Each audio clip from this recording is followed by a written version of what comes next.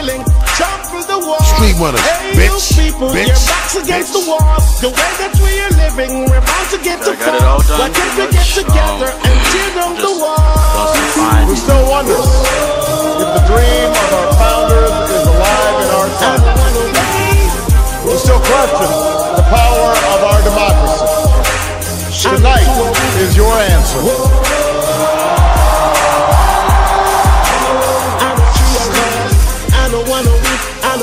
James here from PNB Customs. Right now I'm going to show you how to take apart an Xbox 360 controller. No, just in case you're one of the unfortunate people in the world that has an Xbox 360. I'm going to show you how to take the controller apart. Have T8 security Torx. Security Torx meaning there's a hole in the middle for these pins. Have the screwdriver. The set I sell will unlock these controllers. They're not security Torx, so you have to kind of finagle them a little bit. They will work if you pop the pins on these screws, which is very easy to do. You can very easily pop these little pins, the security pins. If you want to look more OEM stock, you can use something like this. Let's go in there, just go for it. There's 7 screws. 1, 2,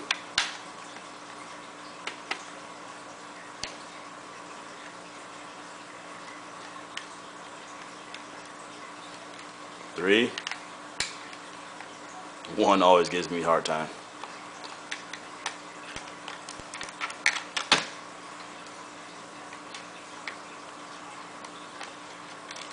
4.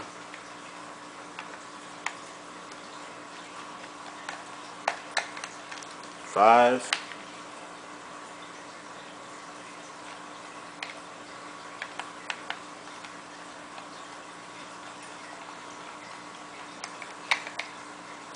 6.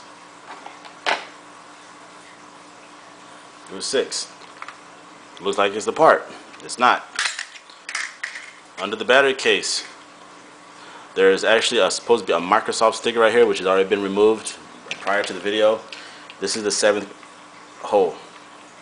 So if you pop yours open, and especially if you've never messed with your controller before, if you decide to pop yours open and take these 6 screws off and decide to pry it apart, you will crack the more than likely crack the PCB under this, the printed circuit board, because there is another screw. Okay, there goes all 7. Usually help to put them to the side where you know they're at. Don't let them go flying around. And unlike the PS3 controller, now this I do give it. Unlike the PS3 controller, there's nothing really holding this down. You saw how you can literally just pull it right off. It comes right off. There's no clip right there holding it down. And gently.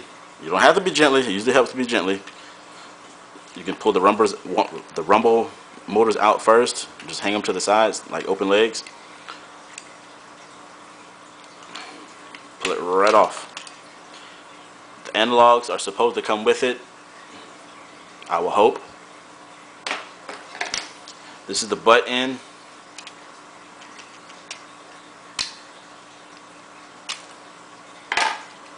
These are the bumpers. This is the carbon pads for the buttons, the actual ABXY buttons, and the sync button. This one is for the D-pad. There goes your buttons. Now be careful with this. You got to be careful with this.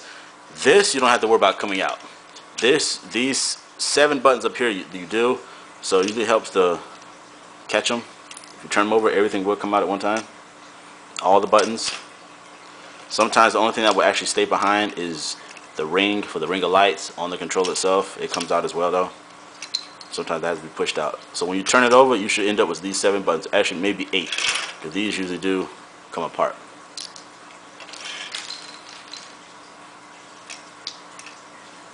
These right here are 2 very small Phillips head screws. So what you do, you come get your handy dandy screwdriver. I guess this is sold in the stores. Or, oh, I should say, I'm sorry, sold in my store,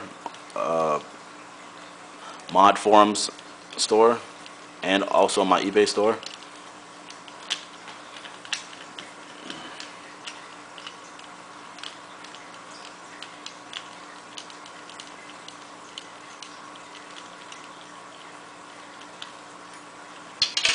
There's 2 of these. 1.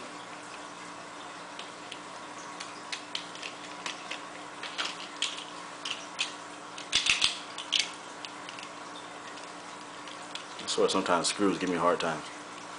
2. There's your 2 screws. This actually is clipped to this. You can pull it off. It comes right off. And there you have it. A butt naked 360 shell.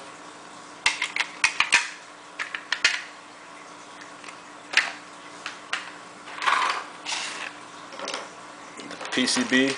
Oh.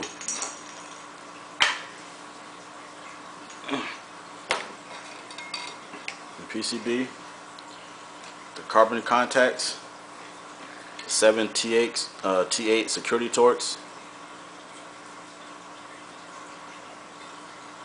2 Phillips head screws, the front and back, or the top and bottom of the D-pad, your buttons,